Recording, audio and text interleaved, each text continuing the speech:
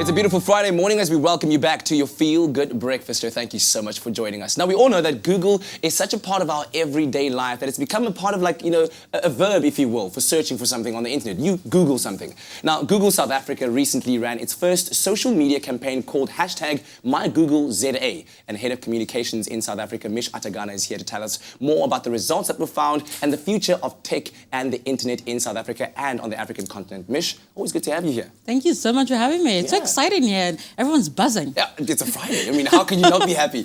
Tell me about the idea behind #MyGoogleZA, what it is that you wanted to achieve and what kind of information you were able to extrapolate from the campaign. Yeah, so I took over this job about 18 months ago, and one of my big challenges was just understanding how South Africans were using our products. Yeah. And I thought, well, let's just ask them. So we did. We came up with the idea to find out how Google is integrated into their life, how useful it is for them, and what they do with our products. And the information we got was incredibly amazing. I mean, I had no idea the different things that people could do with our products. And the fact that we are so integrated in people's lives and people rely on our products to kind of get on with their day. So maps and search and YouTube and photos, it's just so incredible. I think one of my favorite stories was this guy who was in Austria, and he had Googled before he left, so he checked on maps where he was going, and he forgot his phone. And he would have gotten lost if he hadn't actually figured out where he was going before.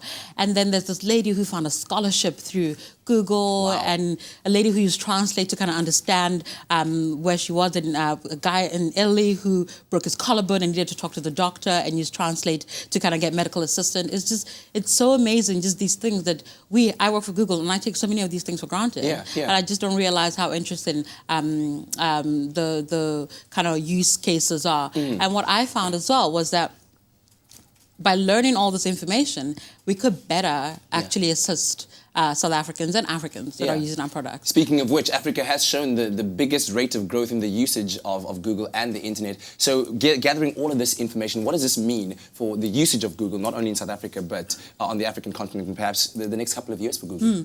So by 2020, about 500,000 Africans will be, 500 million Africans will be on the internet, which is a huge, huge number.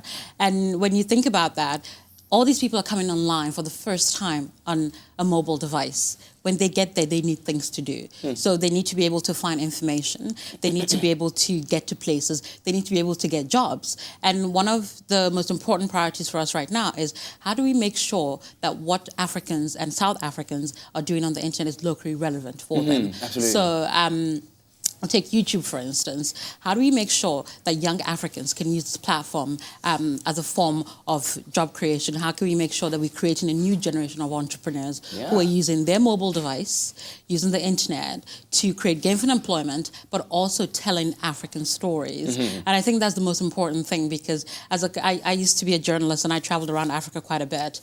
And one of the most saddening things was that we weren't telling our own stories.